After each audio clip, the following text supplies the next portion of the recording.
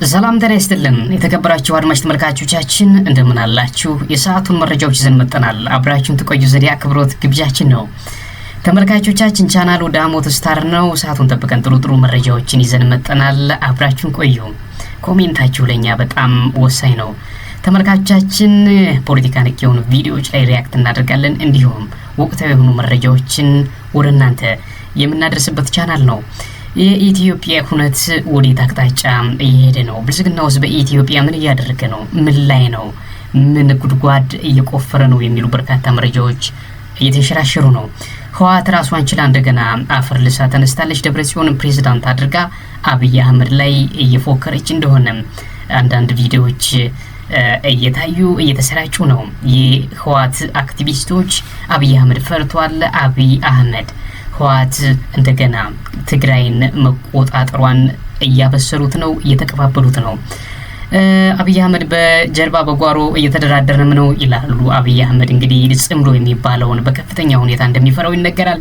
ይህንን ጽምዶ ለማፍረስ ከነ ደብረጽዮን ጋር ያለ ቅድመ ሁኔታ እደራደራለሁ ያለ ራሱ አብይ አህመድ እንደሆነ መረጃዎች እየወጡ ነው። እንግዲህ አክቲቪስቶች እነ ስታሊን እንዲሁም ሌሎች የትግራይ አክቲቪስቶች አብይ አህመድን በንቀት ከባለፈው ወር አሁን ላይ ደግሞ ትንሽ እንትን አሻሽለውት አብይ አህመድን ትግራይን ስንቆጣጠር ዝም ብሎ ከማስፈራራት ውጭ ሌላ ምንም አቅም እንደሌለው አረጋግጠናል፣ ምንም አታመጣም፣ ወንድ ከሆነ እስኪ ሞክራት የሚሉ ደረታቸውን ነፍተው በቪዲዮ ወጥተው ሁሉ እየተናገሩ ነው። አብይ አህመድ አሁን ላይ ማንም የለውም በሱሪያው፣ ስለዚህ እጅ ከመስጠት ውጭ ሌላ አማራጭ የለም አይነት ንግግር እየተናገሩ ነው። በነገራችን ላይ እስኪ እንደ መግቢያችኛዋ ቪዲዮ አይተን እንመለስ።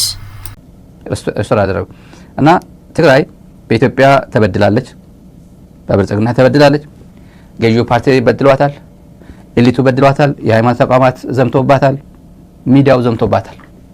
አሁን ሚዲያውን ተመልከቱ። ግባ የሚሉ አሉ እኮ ምን ታመጣለህ? ገጣባው ተመልከቱ።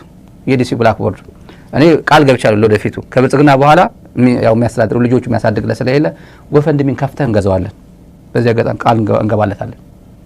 ወፈንድሚን ቢሆን ገንዘብ አሰባስበን የብልጽግና ያክል እንኳን 10,000 ምናምን ባንከፍለው የተወሰነ ሚጤጥ እየከፈል እንነደዋለን። በደንብ አድርገን እንነደዋለን፣ እንጭነዋለን እንደ አህያ። አሁን ስለ ጦርነት ነው የሚያስቡት እነሱ። ለምን ምን ጠብቃለን? አጌናም ጭምር ማንም በጥላቻ ታውሮ ዛፍ ላይ ያደገውም ዛፍ ስር የተወለደው በሙሉ በትግራይ ላይ ጥላቻ ነው እየረዛ ያለው። ምንድነው የምታተርፈው ነው? ከዚህ በፊት ለምን አትማርም ነው? ትግራይ በዛ ሰዓት ጥላቻ ኤርትራ ባትኖር ኖሮ በሚባልበት ዘመን ነበር ድሮ አይደለም። ያ ዘመን እኮ አይደለም እኮ 99.9% እነዚህ ጁንታው ከውጭ መሳሪያ የሚያመጣበት እድል 100% ዝግ ነው ያለበት። ባጫ ደበሌ ዝዝላቸው አድሮ ይድገመው ይሄን አሁን ንግግር ይድገመው። 99.9% ጁንታ መሳሪያ ያስገባ እና እዛው ክብብ አድርገን ጨርሳታል።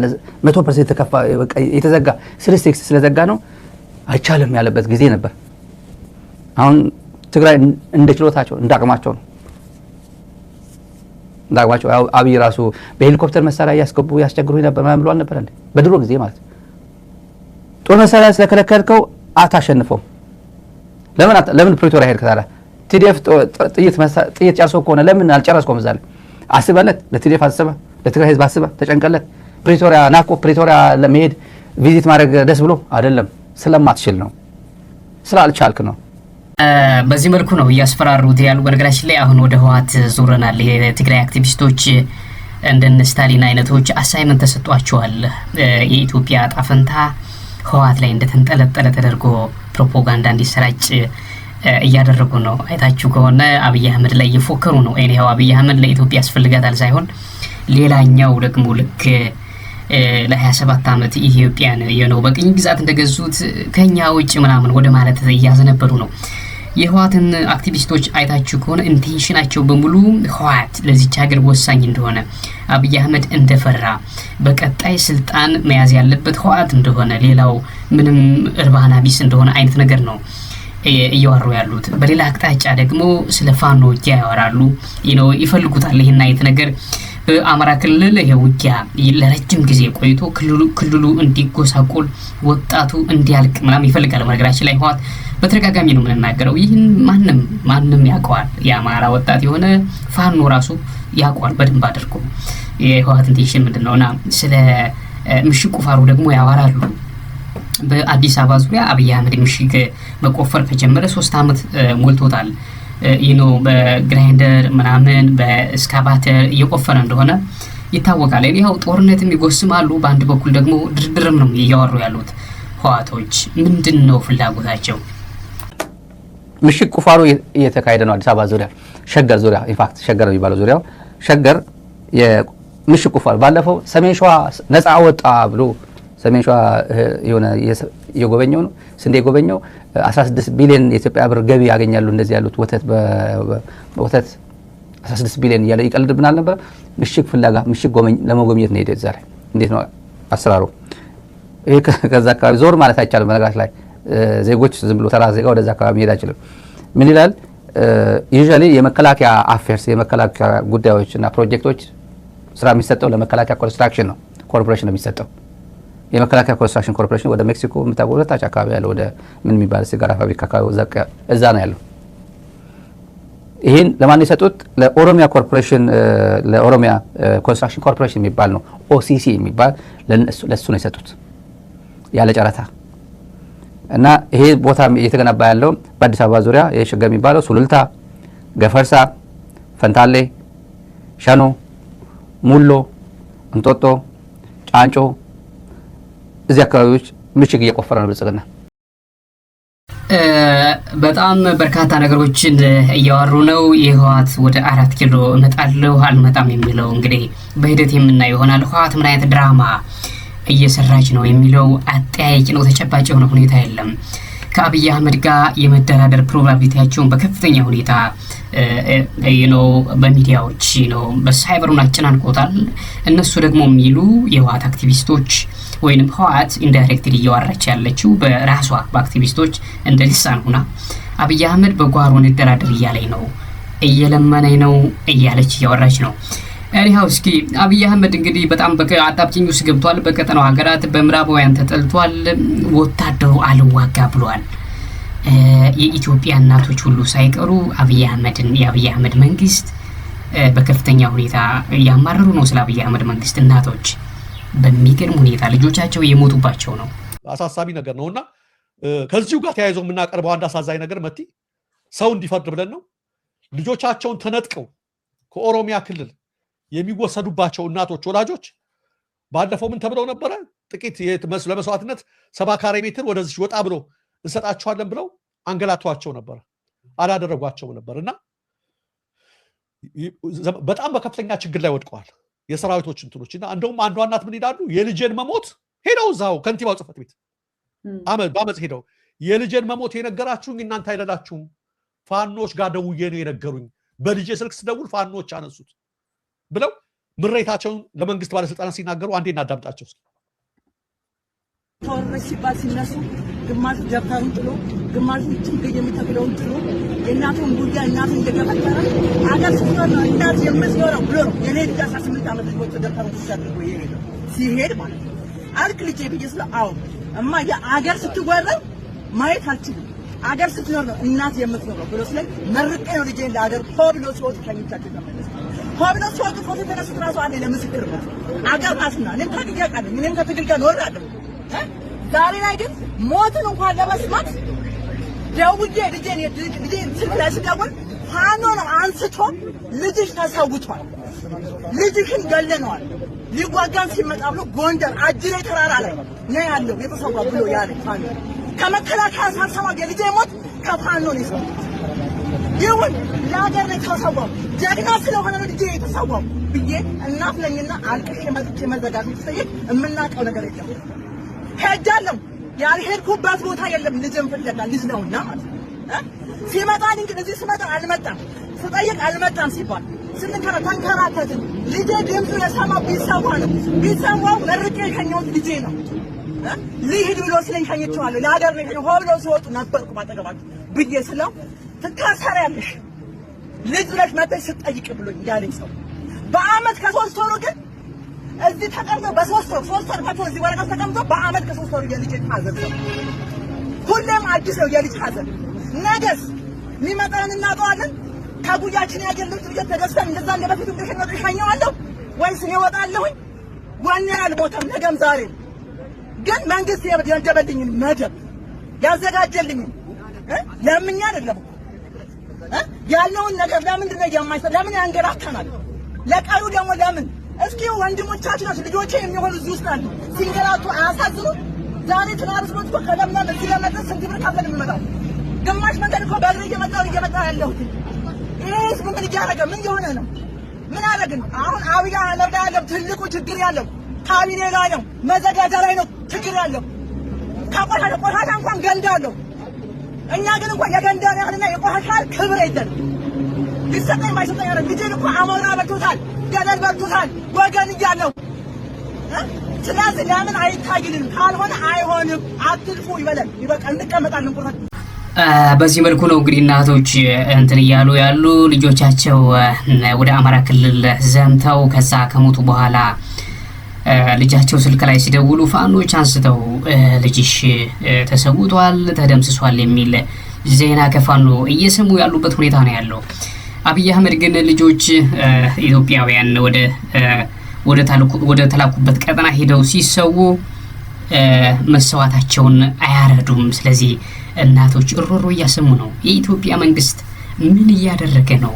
መንግስት ነኝ ብሎ ነው ወይስ አክት እያደረገ? ስለዚህ በአዲስ አበባ ዙሪያ ወይንም አዲስ አበባ ላይ የሚኖር ወጣት በከፍተኛ ሁኔታ እየታደነ ወደ እስር ቤት እየገባ እንደሆነ ነው እየተገለጸ ያለው። በቀጣይ ወራት ውስጥ ደግሞ ይሄ ምርጫ ምናምን የሚባል ነገር አለ። በሱ ምርጫ እስከ ሞት አይደለም ይሄ እስር ቤት እያባረሩ በአዲስ አበባ እስከ መሾት ድረስ ሁሉ ሊደርሱ እንደሚችሉ ነው መረጃዎች የሚያመላክቱት። ምክንያቱም ተጀምሯል። ሽሮ ሜዳ ላይ አንድ ወጣት በጠራራ ፀሐይ በ5 ጥይት 4 ጥይት ተመቶ እንደሞተ ታስታውሳላችሁ። ስለዚህ ቀጣዩ ምን ሊሆን ይችላል ሲባል ያ ነው ሊሆን የሚችለው። ሌላ ምንም እንትን የለም። ይሄ ወጣት በጣም ብዙ አንኤምፕሎይድ አለ ከየክልሉ የመጣ በጦርነት ምክንያት ነው። ምናልባትም ከአማራ በጦርነት ምክንያት ነው። የትግራይ የፖለቲካ ጉዳይና ነገታቸው አይዞ ውጣ እያሉ እንትን ያደረጉት ብልጽግናው ራሱ አንዋጋም በሉ እኛ ሰላምና እንድልይ እያለ ፕሮፓጋንዳ የተሰራበት ነው። ኦሮሚያም እንደዛ ነው። ከዛ አዲስ አበባ ይውላል፣ ሸገር ያድራል። ይሄ ወጣት በሸገርና በአዲስ አበባ መካከል ደግሞ ኮሚቴ አላቋቋምንም። የጋራ ኮሚቴ የጸጥታ መናበብ የለም። እስካሁን በጸጥታ ተናዋቅረን ተቋማዊ በሆነ መንገድ ኮሚቴ አዋቅረን እየሰራን አይደለም እና በአስቸኳይ ኮሚቴ መቋቋም አለበት በሸገር ከተማና በአዲስ አበባ የጸጥታ መናበብ እንዲሰራ በአስቸኳይ ተብሎ ትዕዛዝ ተሰጥቷል። ዋና የጸጥታ ስጋት የተባለው የአንኤምፕሎይድ ስራ አጥ የሆኑ ወጣቶች መብዛት ነው። በነገራችን ላይ አዲስ አበባ ዙሪያ ያለ ወጣት እየታፈሰም ወደ መከላከያ ካምፕ ሊገባም እንደሆነ እየተገለጸ ነው። ልክ በርካታ እናቶች እያለቀሱበት ባለበት ሁኔታ አሁንም በአዲስ አበባ ዙሪያ አዲስ አበባ ከሌላው አካባቢ ትሻላለች፣ የስራ ኦፖርቹኒቲ ይኖራል ተብሎ ነው የሚታሰበው። ምክንያቱም የሀገራችን ዋና ከተማ ነች። በርካታ ነገሮች እንደሚገኙ ያው እሙን ነው። ከሌላው አካባቢ ይልቅ ማለት ነው አክሰስ ይኖራል። ስራ አይናቅም። አዲስ አበባ ከሌላው አካባቢ ሲታይ ትንሽም ትልቅም ስራ የሚሰራበት ነው። ትንሽ ስራ እየሰሩ ያው ገቢ ማግኘት እንደሚቻል ይታወቃል። እሙን ነው። ያው የህዝብ ቁጥር አለ፣ በርካታ የቢዝነስ ሴንተሮች አሉ፣ የመንግስት ተቋማት አሉ፣ እንዲሁም ሌሎቹ ኢንዱስትሪስ ሁሉ አሉ። ስለዚህ የስራ ኦፖርቹኒቲ አዲስ አበባ ይገኛል ተብሎ ስለሚታሰብ ከየአቅጣጫው ወደ አዲስ አበባ የሚሄድ ወጣት በሙሉ እየታፈሰ ወደ ወታደራዊ ካምፕ ይገባል። ከዛ በለብ ስልጠና ይሰለጥና ወደ አማራ ክልል ነው የሚላከው። ሌላ ምንም ማቅማማት የሌለው ማለት ነው። የብልጽግናውን ወገብ የያዘው እንደ ሸምቀቆ አንገቱ ላይ የገባው ሸምቀቆ የአማራ ክልል ጉዳይ ነው። ከዛ ወጣቶች ይሄዳሉ፣ ይሞታሉ። እናቶች እየደወሉ ልጆቻቸውን ከፋኖ ይረዳሉ ማለት ነው። የኢትዮጵያ ወላጆች እናቶች እንደዚህ ነው የሆነባቸው። ልጅ አንጡ ሀገር ተወሯል ብለው ይወስዱባቸዋል። እሺ ሀገር ከሆነ ብለው አቅም የላቸው። ለዚህ ነው አሁን አፈሳውን ሳወራላችሁ ቅድም ያ ነው። እነዚህ ቅድም የምናሳያችሁ ምርኮኞች እድለኞች ናቸው። እንዳያችሁት ካሁን በፊት በአግባቡ ነው መንግስት አላቃቸውም ቢል ለቀይ መስቀል ቢክድ የተለያየ ነገር ቢያደርግ እንደፈለጉ አድርገው እየላኳቸው ነው በአግባቡ። ለዚህ ነው እንዴት ነው ፋኖች ጋር የሚገናኙት እናቶች ሲሉ አንዳንዶች አያምኑ ነበር። እየደወሉ ያመሰግኗቸዋል ሲልኩላቸው። ካሁን በፊት ያሰምቻቸዋለሁ። አንድ ምስክር ላኩልኝ ፋኖች ብለው ልል ያሉ ሰዎች ማለት ነው። በደንብ ተንከባክበው ቤታቸው ያደርሷቸዋል። ችግሩ ምንድነው? ለምርኮ ያልደረሱ ማለት ነው። ግንባር ላይ ህይወታቸው ደግሞ የሚያልፍ እንደዚህ ያደርጋሉ። አገዛዙ ግን በግድ ነጥቆ ከጉያ ውስጥ ነጥቆ ወስዶ ሞታቸውን እንኳን አይናገርም ብቻ ሳይሆን የልጃችን ጉዳይ እንዴት ነው ሲሉ እናስራችኋለን እንዳትጠይቁ ነው ብለ እንደዚህ ነው ብልጽግና። በነገራችን ላይ የአብይ አህመድ ጭንቀት ምንድን ነው? ይሄ ሰሜኑ ጥምረት ነው። ይሄ አማራ ክልል ጉዳይ ሳይቋጭ ያ ጥምረት መምጣቱ፣ ከዛ ደግሞ እንደገና ህወሓት አፈርልሳ መነሳቷ፣ ደብረጽዮን ፕሬዝዳንት አድርጋ መምጣቷ ለአብይ አህመድ በጣም በከፍተኛ ሁኔታ የራስ ምታት ነው። ስለዚህ አማራጩ ምንድነው? አብይ አህመድ የወሰደው ምንድነው? አርኤስኤፍን ከጎኑ ማሰለፍ።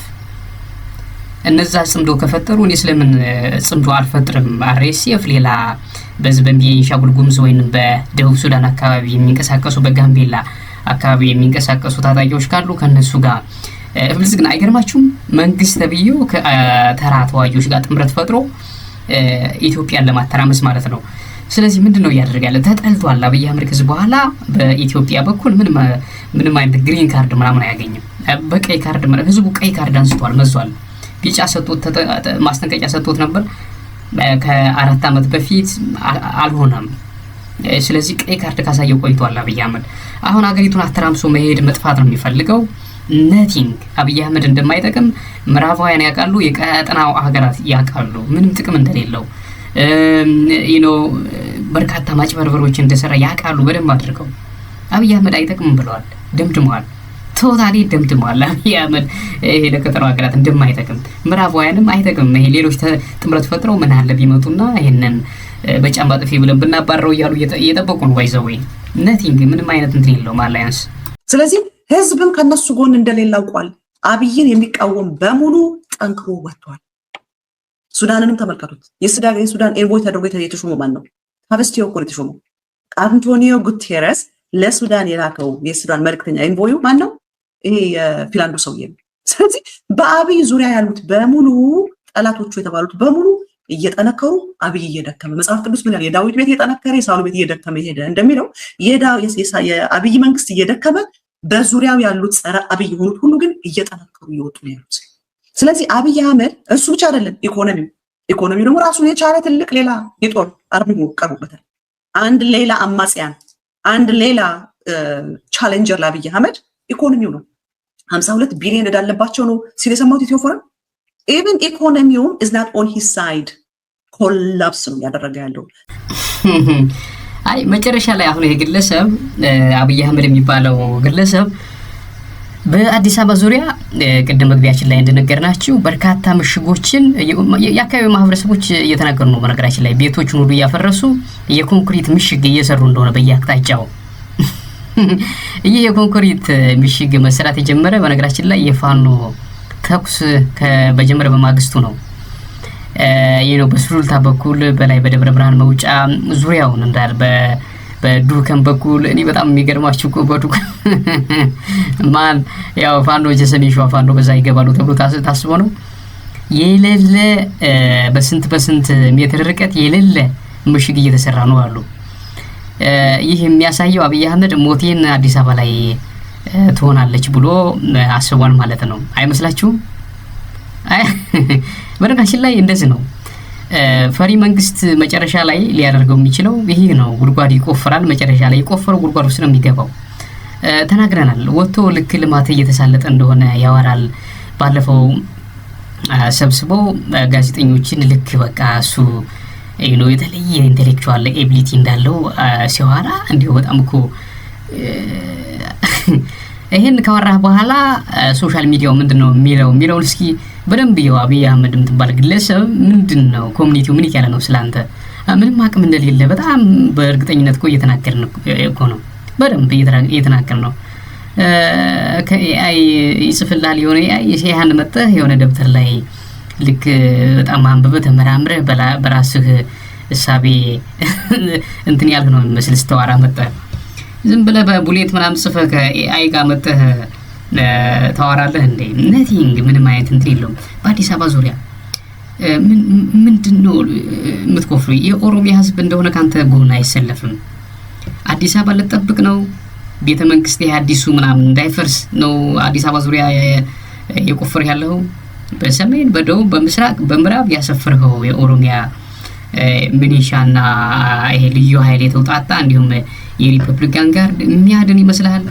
የሚያድን ፈጣሪ ብቻ ነው በነገራችን ላይ። ይሄ በሙሉ ዙሪያውን ምናምን ያሰፈርኸው ምናምን ብን ብሎ ነው የሚጠፋ። የታወቀ ነው፣ ታይቶናል። እኛ በነገራችን ላይ እንደ ነብይ መናገር እንችላለን። ነብይ ነኝ እንደሚሉት ምናምን እንደዚህ ተራ ነብይ አይደለም። አብይ አህመድ ወደደም ጠላም ስልጣኑ ይለቃል። ምንም ነቲንግ፣ ምንም በቃ ማቅማማት አያስፈልግም። ትለቃለህ በቃ አለቀ። ምክንያቱም የኢትዮጵያ ህዝብ ጠልቷል። በአዲስ አበባ ዙሪያ ምሽግ ብትቆፍር ነቲንግ፣ ምንም የሚመጣ ነገር የለም። ምንም የምትድነው ነገር የለም። ይልቅስ ዝም ብለህ ለቀህ በጊዜ ምናምን ብትወጣ ነው የሚሻለው።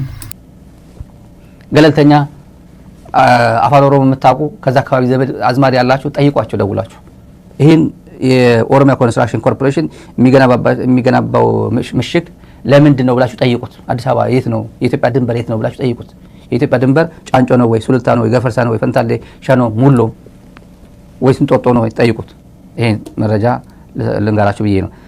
ያን ሁሉ ጉራ እኮ ተውት እኮ ብልጽግናዎች አይደለም አሰብን ሌላ የኢትዮጵያ ክፍል ተቆርሶ እንዲሄድ ምናምን ለማስደረግ ጥረት እያደረገ ነው። በመተማ በኩል አይደለም አሰብን ሊያስመልስ ነቲንግ የለም እኮ። አሰብ ለፕሮፓጋንዳ ናት። አሁን በጋዜጠኞች ተሰብስቦ ባለፈው ሲያወራ አሰብን ራሱ ማሰብ ከጭንቅላታችን መውጣት የለበትም። በቃ አንተን ያሰረዝክ ልትባል ነው ወይ ነው አሁን ጥያቄው። አሰብ እኮ ይወራ ነበር እኮ በፊትም አንተም ሳትመጣ። ባህሩም የኛ ወደቡም የኛ ተብሎ የተፎከረው አዲስ አበባ መስቀል አደባባይ ላይ ወታደራዊ ትርኢት ምናምን ስታሳይ የነበረው የት ሄደ? የት ነው ተኖ የጠፋው? አሰብ የት አለ? ያ ሁሉ ጉራ ምን በላው? ውርደት እኮ ነው። ደግሞ እኮ የሚገርማችሁ ለምንድን ነው ማለት የብልጽግና አክቲቪስት ነን ምናምን የምትሉ የብልጽግናው ደጋፊ ነን የምትሉ ግለሰቦች ለምንድን ነው አሰብን የማታስመልሱልን? ትመለሳለች በቃ ምናምን ስትሉ አልነበር? እነ ስዩም ተሾመ ከናዛ ሌሎች አክቲቪስቶች ምናምን በቃ 3 ቀን ቀረው 4 ቀን ቀረው ስትሉ አልነበር? ምን በላችሁ? የት ሄዳችሁ? ምንድነው ጉሮሯችሁ ላይ የተሰነቀረው? አውሩ እንጂ ስላሰብ አሰብ የት አለ? የሆነ ኳት እጇን አሰብን አመጣኋት ምናምን እያላችሁ አልነበር? እያስጠጋው ነው። መካናይዝ ተጠግቷል ወደ አፋር አካባቢ እያዣበበ ነው። የድሮን አሰሳ ተደረገ በዝበቡሬ አሰብ አካባቢ ናቲንግ የለም። ይሄ ጌታቸው ረዳ ጨርሶታል። በፊት ነግሮናል በደንብ አድርጎ። የአብይ አህመድ ስራ ማደናገርና ማምታታት ነው። እያደናገሩ መግዛት። ፊኒሽ። ሌላ ዴፊኒሽን እንዳትሄዱ፣ ዳይቨርት እንዳታደርጉ እንትናችሁን። የአብይ አህመድ እንትን አገዛዜ ነው። ማደናገር መግዛት፣ ማምታታት መግዛት ነው። ህዝቡን ማወናበድ። ነቲንግ ኖ አሰብ የለም። አሁን ያልጠበቀው ነገር መጣ። አሜሪካ ከኤርትራ ጋር እጅና ጓንቱኝ ለመስራት እፈልጋለሁ ብላለች። አብይ አህመድን ጋርቤጅ ጣሉት። የለም አሰብ ከየት ይምጣ? በጣም ኮሚያስ እኔ ስኗል ምንሽ ወደ ትውልዱ ቢያንስ አለ እሱ ኮስታር ብሎ ነው።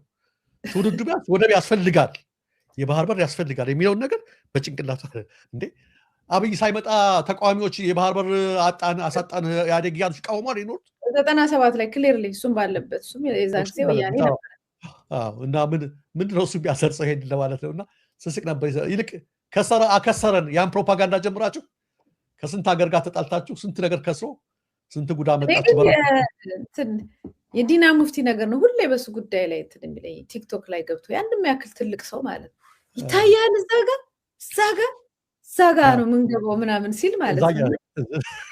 ቀልድ ሆነ የሀገር ጉዳይ እንዴት የሚያክል ነገር እንዴት ነው እንደዚህ በማየት ብቻ ስቦ በገመድ ራሱ ቴዲ ዘፍኖታል። አንድ ገመድ አጣን ስቦ የሚያገናኘን ምናምን እና እሱን ገመድ ይዞት እንደዚህ እንትን የሚል ነው የሚመስለው። በቃ እንደ ጅራት ያጮ አያት ያቺ ምናምን ያውም ቲክቶክ ላይ ብርሃኑ ጅራ ሳላይሽም ወታደሮች ሰብስበው ባህር ኃይል ሲመርቅ የተናገረው አሁን ማድረግ ነው አይደል? ዳይቭ መግባት ነው አይደል? እንደ በጣም እኮ ይሳል ሂዳችሁ ዘንብሮ ያገኛችሁት ባህር ላይ ዳይቭ መግባት ነው አለ። በማግስቱ አንድ ቪዲዮ አየሁ። እንደው አንድ መከላከያ ጠጥቶ ሄደም አረቂ በጠጣት በኔ ያልተጀመረ ይደዳይ ጀመረ እያንደረደረ አይደል ሂዶ ዳይቭ ገባ ባረገ ካሙዙ እኮ ስቱዲዮ ሊከፍት ነበረ ትዝ አይልም አሰብ ላይ ስቱዲዮ ሊከፍት ነበረ ባህሩ ላይ ካሙዙ እንደዛ ብሎ ነበር ካሙዙ ብሏል አሰብ ላይ ገና ተመረጠ ምንድነው አለ አሰብ ላይ ስቱዲዮ ከፍታለህ ባህሩ ላይ ይመስለኛል አዲስ ያለችው የሚያውቃትን ነገር ነው ሙዚቃ አይደለች ኤኒዌይ በነገራችን ላይ ይህ የብልጽግና መንግስት እንቀጥልና በጣም መፍራቱንና በጣም ድንጋጤ ውስጥ መግባቱን መሸማቀቁን አንደርስታንድ ያደረግነው ደብረጽዮን ፕሬዝዳንት ሆኖ ሲወጣ ነው። እዘምታለን፣ ፎክራለን፣ እርምጃ እንወስዳለን፣ እያስጠጋን ነው፣ ጀነራል አበባው ሂዷል፣ ወደዛ ወደ ኮረም ተጠግቷል ሲሉ ነበር። ደብረጽዮን ቅቅ ብላ ፕሬዝዳንት ሆነች። ቲዲኤፍን አሰማራች፣ መቀሌን ተቆጣጠረች፣ ምናምን ሽሬ ወፍ የለም። ትግራይ አሁን የብልጽግናው መንግስት የለም ራሱን የቻለ ስቴት ሆነ። ትግራይ አሁን ከኤኖ ዘና ብለው በነፃነት እንትን እያሉ ነው። እንደዛ አይነት ቆሻሻ የሆነ ይሄ ብልጽግና የሚባል ግብስብስ መበከል አይችልም ብለው የራሳቸውን ፕሬዝዳንት መረጡ። በቃ ደንግጦ ጸጥ አለ። ምንድነው የሚሆነው? በርካታ ነገሮች አሉ። ምንም አልተናገረም። የብልጽግናው መንግስት መናገር ነበረበት አይደል? መናገር ነበረበት እኮ ስለነ ደብረጽዮን ማውገዝ ነበረበት። ፕሮፓጋንዳ ምናምን ቢያንስ ፕሮፓጋንዳ አላወራም። ውጦት ቁጭ ነው ያለው። የለም ነቲንግ በዙሪያ የለም። እነ ደብረጽዮን አሁን ህወሓት በርካታ ኦፖርቹኒቲ ያላቸው በርካታ ጸረ አብይ ተፈልፍሏል። ዙሪያውን በአብይ አህመድ ዙሪያ አሁን አክቲቪስቶች ጢው ይላሉ ወጥተው ነቲንግ ማንም አይሰማችሁም። የአብይ አህመድ ደጋፊ ነን የምትሉ ምንም ዝም ብላችሁ አትዋረዱ። ያው ከተዋረዳችሁ ቆይታችኋል። ግን ሌላ ደግሞ ፋውል አትስሩ። አፋችሁ ለጉማችሁ ወይ ወጣችሁ ሄዱ። አለበለዚያ ደግሞ እጅ ስጡ እና ይጭናችኋል። አሁን የሚመጣው ገጭ ከአብይ አህመድ በኋላ ልክ እንደ አህያ ይጭናችኋል። የፈለገው ነው የሚጭናችሁ። ወይ ጠፍታችሁ ሄዱ። ይወጣ ኢንዳይሬክትሊ በእንትን አታውራ ዝም ብለህ እየከፈልክ ምናምን ይሄ ሎቢ እያደረክ ምናምን እንዲያወሩ አውራ ውጣና አብይ አህመድ ስለ ደብረጽዮን ሲወንድ ከሆነ አውራ ብለዋል። በነገራችን ላይ ህዋቶች እስኪ አሁን ደብረጽዮን ፕሬዝዳንት ስለሆነበት ምክንያት ምናምን ወዲ ወረደ ስለመባረሩ እስኪ አውራ ወጣ እንዳልሰማ ጸጥ በሌላ ኢንዳይሬክትሊ በሌላ ተዋራለ በመትከፍላቸው ሎቢ እንደዚህ ተተላላኪዎች አሉ አይደል? ምንድነው ብልጽግና ደጋፊ ነን ብለው ሚዲያ አካባቢ ውርውር የሚሉ እንደዛ አይነት ነገር ኢንዳይሬክትሊ ያወራ ነው። ለመሆኑ እንደው ትግራይ የሚባለው ክልሏ የቱ ጋር እንዳለች ያውቃል? ትግራይ የሱ ኩያ መሰለችው። የ100 ዓመት ታሪክ መሰለት ያለው የ8 ዓመት ታሪክ መሰላት ያለው ትግራይ ላያና እኮ ኢትዮጵያ የምትባለው የሚያውቃት የዛሬ 8 ዓመት ነው። ኢትዮጵያ የምትባለው አገር ራሱ የሚያውቃት የዛሬ 8 ዓመት ነው። አያና የሚያውቀው 8 ዓመት ታሪክ ነው። ቲፒኤልኤፍን የትግራይ ሶሳይቲ የትግራይ ኮሚኒቲ አረባከ ለነገሩ እኛ ብዙ ነን ብሎኛል። ኮኛ ሚዲያ ላይ መጥቶ በቁጥር ብዙ ስለሆነ በቁጥር ብዙ የሆነ ነው መምራት ያለበት ብሎናል። እንዴ ያለ ጥንች እንደዚህ ያለ ጡንቻ ራስ እንደዚህ ያለ ጠባብ ነው ጸጉሩ ሲመለጥ አብሮ ብሬን ሴሉም እንደሚሸሽ ያየሁት በእናያና ነው።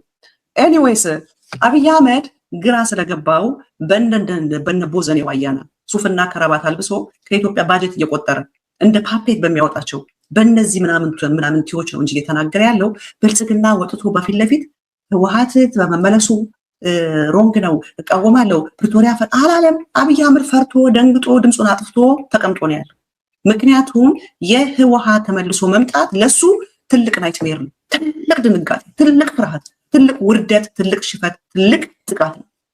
እነዛ ድሮኖቹ ሊያረጉለት የሚችሉት ንጹሃንን መግደል፣ እሱንም ደግሞ በወንጀል የሚያስጠይቅ ንጹሃንን ሄዶ በገደለ ቁጥር ሞር በጄኖሳይድ እና በወንጀል የሚያስጠይቀው ክራይም ወንጀልን ከመስራት ያለፈ ለአብይ አህመድ ሊገለብጡት ሊቀይሱት ቼንጅ ሊያደርጉለት ለውጥ ሊያመጡለት የሚችሉት ነገር የላቸው። ምንም አይነት ነገር የፖለቲካ ለውጥ የትግል ለውጥ ሊያመጡለት አይችሉም። ንጹሃንን ከመግደልና ንጹሃንን በመግደሉ ተጠያቂ ከማድረጉ በስተቀር። በነገራችን ላይ አሁን የሚከተለውን መግራችሁን ነገር አብይ አህመድ እያደረገ ነው። አብይ አህመድ ምንድን እያደረገ መሰላችሁ? ጽምዶ የሚባል ነገር ወገቡን ይዞታል፣ በጣም አጨናንቆታል። የመጨረሻ እንቅልፍ አላስተኛውም ብሏል። ምን እያደረገ ነው? እነ ደብረጽዮን ሊደራደር ደወለ የሚል እንትን አስወርተዋል። ይፋ የሆነ እንትን አልወጣም። በነገራችን ላይ እነ ደብረጽዮን ደውለዋል። ወደ 4 ኪሎ እንደደወሉ ምናምን ተነግሯል። እኛም ዘግበነዋል። ኢንዳይሬክትሊ አብይ አህመድ ራሱ ሽማግሌ እየላከ እንደሆነ ከደብረጽዮን ጋር ሊደራደር እንደሆነ ይህንን ነቅተዋል። ይሄ ህወሓት ነቅታለች በአክቲቪስቶቿ በኩል በነገራችን ላይ እያስነገረች ነው።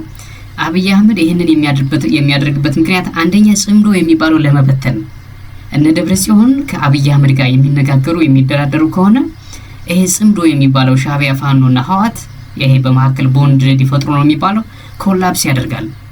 አብይ አህመድ ይሄኛውን በቃ ኮላፕስ እንዲያደርግ በከፍተኛ ሁኔታ እየሰራ ነው። በርካታ ዳላሮችን በርካታ ኦፖርቹኒቲዎችን ለህወሓት እያቀረበ ነው። ራያና ወልቃይትን እንሰጣቸዋለን፣ እናንተ ራሳችሁን አስተዳድሩ፣ በእናንተ መካከል ጣልቃ አንገባም፣ ብልጽግናውም ጣልቃ አይገባም፣ ትግራይን ይዛችሁ ቀጥሉ፣ ግን የሆነ ሊንክ ይኑረን አይነት ነገር ሌላቸው እየተዘጋጀ እንደሆነ እየተገለጸ ነው። ግን ህወሓት ጠንቅቃ ታውቃለች። ጽምዶ የሚባለውን በቁጥር 1 ለማፍረስ አብይ አህመድ ይሄኛውን ስትራቴጂ እየተጠቀመ እንደሆነ በርካታ ሎቢዎችን እየላከ ነው። ደብረጽዮንን እንትን የሚሞዳሞድ ምናምን ደብረጽዮን አንዳንድ የተሸወዳለች ይባላል። በነገራችን ላይ በአክቲቪስቶቿ በኩልም ወቀሳ ደርሶባታል። ደብረጽዮንን መሸወድ በጣም ቀላል እንደሆነ አብይ አህመድም ምንድነው የሚባለው የሆነ ጅብ እስኪይዝ ያነክስ እንደሚባለው ደብረጽዮንን በድርድር ወደዚህ ካመጣ በኋላ ጽምዶን ያፈርሳል ማለት ነው። ጽምዶ ፈረሰ ማለት ለአብይ አህመድ በጣም ወሳኝ ነው። ግን እነሱ ነቄ ብለዋል፣ በሚዲያም እያወሩት ነው። አብይ አህመድ ምንድነው ሊያደርግ የፈለገው የሚለውን በደንብ አድርገው ነው ዲቴክት ያደረጉት። ምቹ ጊዜ እስከሚያገኝ ጊዜ ድረስ ተለየው። ኦልዌይስ ሰይጣን ኦፖርቹኒቲ ለሚጠብቀው አብይ አህመድ ትክክለኛ የዲያብሎስን ባህሪ ነው ሪፍሌክት የሚያደርገው። ምንም አይነት መንፈሳዊ የሚባለው ክርስቶሳዊ ባህሪ ውስጥ የለም። ዲያብሎሳዊ ነው ኔቸሩ። ስለ ዲያብሎስ ደግሞ he waits for the opportunity። አብይም የሚወጣውን ፈልጎ ኦፖርቹኒቲ እስኪያገኝ ድረስ ነው እየዞረ ያለው። ስለዚህ ህወሓትን ተመልሶ እጁ ውስጥ አስገብቶ እነ ደብረጽዮንን ህልል ብሎ እናንተ ናችሁ ድሮም ቢሆን እኮ እናንተ ጋር ነበረ የትግራይ ህዝብ የሚቀበላችሁ እናንተ ምናምን ደብረጽዮን ምንድን ያለው ካሁን በፊት ደብረጽዮን ትግራይ አዲስ አበባ ሄደ ጊዜ እኔ እኮ ያኔ እኮ ደብረጽዮን እኮ የኔ ምክትል ሁኑ ብየው ነበረ። እኔ እየሄድኩ ገንዘብ እየለመንኩ አመጣለሁ፣ አንተ ደግሞ ፕሮጀክቶች ትሰራለህ ብየው ነበረ ብሎ ደብረጽዮንን ሲያበጃ ምንድነው ዶሮን ሲደልሏት በመጫኛ ጣሏት። ደብረጽዮን ጎበዝ ከሆነ እንኳን ሲሸጡኝ ሲዋዋሉኝ ማውቃለሁ የሚለውን አመለካከት ነው ማሰብ ያለበት። ዶክተር ደብረጽዮን እውነተኛ ሊደር ከሆነ እንኳን ሲሸጡኝ ሲዋዋሉኝ አውቃለሁ የሚል አይነት ሻርፕነስ ነው ውስጡ መግባት ያለበት እና እንደዚህ ብሎ አወዳድሶ ምናምን በጓሮ በኩል ከነሱ ጋር እየተደራደርኩ ብሎ ሊክ በማድረግ ኢንፎርሜሽን ጽምዶን በትኖ እነዚህ እኮ አንድነት የላቸውም ህብረት እኮ የላቸውም ብሎ መንግስቱን ለማስቀጠል ነው። በማመቃብር በትግራይ ህዝብ መቃብር፣ በማመቃብር በአማራ ህዝብ መቃብር፣ በማመቃብር በኦሮሞ ህዝብ መቃብር፣ ከዛስ በኢትዮጵያኖች መቃብር። ይሄን ነው የሚመስለው። እኔው እማታውቁ ያላችሁ ኢትዮጵያውያን እንዲያው ዝም ብሎ ችግር ምናምን ደርሶባችሁ የፋይናንስ ችግር የተለያዩ ችግሮች ደርሶባችሁ የደረሰባችሁ ቤተሰቦች ልጆቻቸውን ለአብይ አህመድ የምትልኩ ጥንቃቄ ብታደርጉ ነው የሚሻለው። እንዲያው ብዙ በሃይማኖት ሰበብም የተሰለፋችሁ አላችሁ። አብይ አህመድ ጴንጤ ነው እያላችሁ የምታወሩ አላችሁ። አብይ አህመድ ጴንጤ አይደለም። ይሄ መታወቅ አለበት። ምንም ሃይማኖት የለውም። ለአብይ አህመድ ልጆቻችሁን የምትሰጡ ግለሰቦች፣ ቤተሰቦች፣ እናቶች ጥንቃቄ አድርጉ። ተናግረናል። አሁንም ደጋግመን እየተናገርን ነው። ልጆቻችሁ በአፈሳም በግዴታም እንዳይሄዱ ወይ መደበቅ አለባችሁ ወይ ማሸሸት አለባችሁ ወደ ሌላ ሀገር። ነቲንግ አብይ አህመድ ወደ አማራ ክልል ይልካል። ወጣቶች ይሞታሉ። እዛው ነው የቀሩት። የተመለሳለ እስኪ ጠይቁ። የተመለሳለ ወይ? ድምጽ አልባው ይባላል። የፋኖ ጉዳይ በደንብ አይወራማ። አማራ ክልል የገባው የኦሮሚያ ወጣት ሰምቶ ነው የቀረው። ጠይቁ። በእያንዳንዱ ሰፈር፣ በእያንዳንዱ ቀበሌ ኦሮሚያ ክልል በእያንዳንዱ ወረዳ አማራ ክልል ሄዶ የነበር ወታደር ጠይቁ እስኪ በደንብ ጠይቁ። አማራ ክልል ከገባ ሰምጠ ነው የምትቀረው። ክልሉ በጣም ሰፊ ነው። ህዝቡ ቁጡ ነው። ማለፍ አትችልም። ተናግረናል። ለአብይ አህመድ ብለህ አብይ አህመድ አሁን ለቆ እኮ ይሄዳል እኮ። ለአብይ አህመድ ብለህ ለምንድን ነው የምትሞተው? ለምንድን ነው ቀሪ ዘመንህን ለምንድን ነው ጥሩ ማታደርገው? ለምንድን ነው ማታደርጉት? የምትልኩ ቤተሰቦች እነዚህ ገና ያልበሰሉ በደንብ አንደርስታንድ የማያደርጉ ፖለቲካውን እነዚህ ወጣቶች ዘው ብለው የሚገቡት ለምን አትመክሯቸው? መከሯቸው። ከሚሞቱ መከሯቸው። አይ ካሉ ይሄዱና ይሞቱ። ሌላ ምንም እንትን የለውም። አብይ አህመድ ትሞታለህ መሞትን አይነግርህም። ልጅሽ ሞቷል ብሎ አይናገርም። ለእናቶች አይናገርም። ትሞታለህ የታለ ልጅ ብለሽ ብትሄጂ ራሱ ቅድም መግቢያ ላይ እንዳያችሁት ቪዲዮ ያስርሻል፣ ይቀፈድድሻል። በቃ ለመላክ ነው ልጅሽን መደበቅ ወይ በቃ ነቲንግ ወደሱ አይምርሽም። ወፍ የለም ከአብይ አህመድ ጠብ የሚል ነገር የለም። ተናግረናል።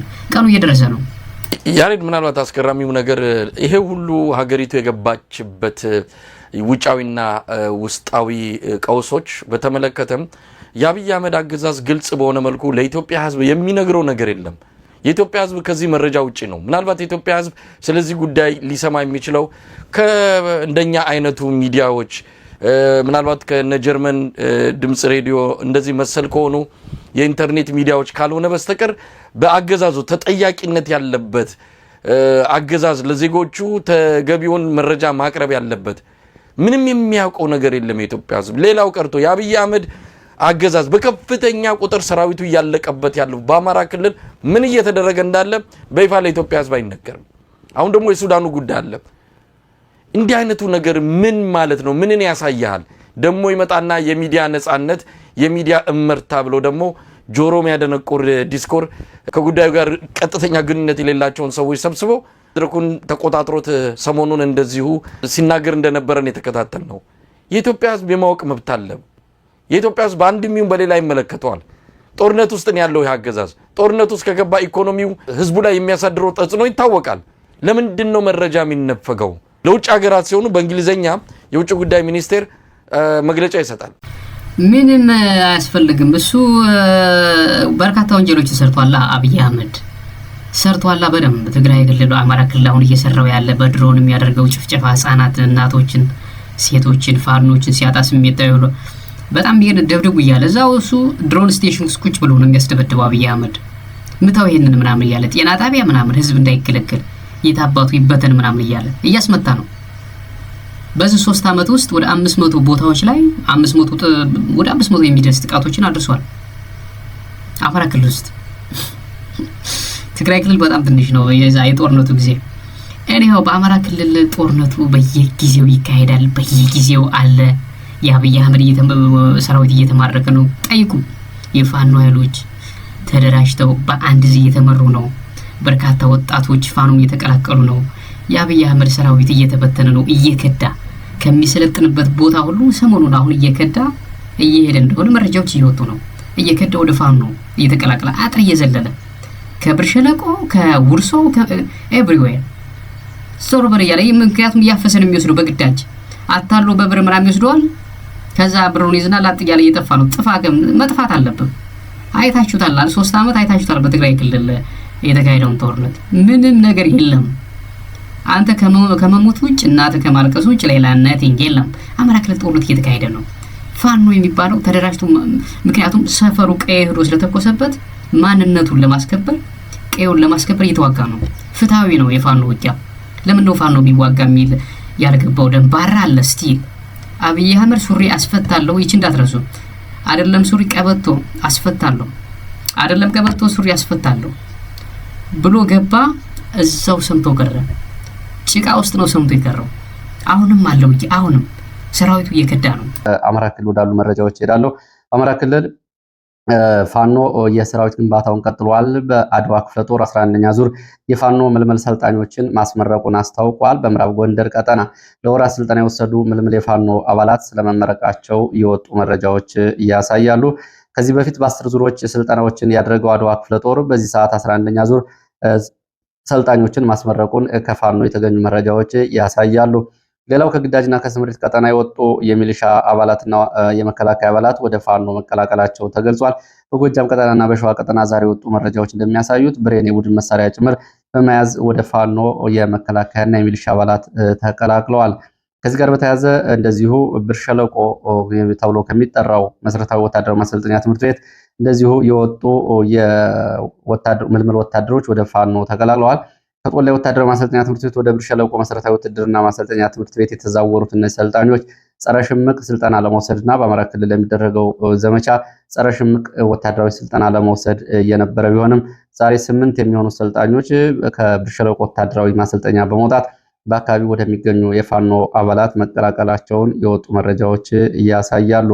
ሌላው መረጃችን ወደ አምባሰል ተራሮች የሚወስደን ነው። በአምባሰል ተራሮች ለሶስተኛ ቀን የቀጠለ ዘመቻ ዛሬም ቀጥሏል።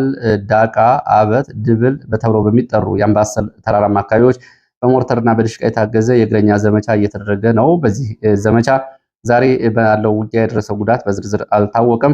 ከውጫሌና ከመርሳ ወደ አምባሰል ተራሮች ወደ ተጠቀሱት አካባቢዎች ተጨማሪ እግረኛ እየተንቀሳቀሰ መሆኑን የወጡ መረጃዎች እያሳያሉ። ሌላው እንደዚህ ሰሜን ወሎ ወደ ላስታ ቀጠና የሚወስደን መረጃ ነው። በላስታ ቀጠና ፉልመስክ ተብሎ የሚጠራው ዙሪያ በትላንትና 2 ግንቦት 2 ቀን ለሰዓታት የዘለቀ ውጊያ መደረጉ ታውቋል። በውጊያው የደረሰው ጉዳት በዝርዝር አልታወቀም። ዛሬ ከላሊበላና ከጋሸና ዳቦ ከተማ ተብሎ ወደሚጠራው አካባቢ ተጨማሪ በሁለት አቅጣጫ እግረኛና መካናይዝድ በተሽከርካሪ እየተንቀሳቀሰ መሆኑን የወጡ መረጃዎች ያሳያሉ።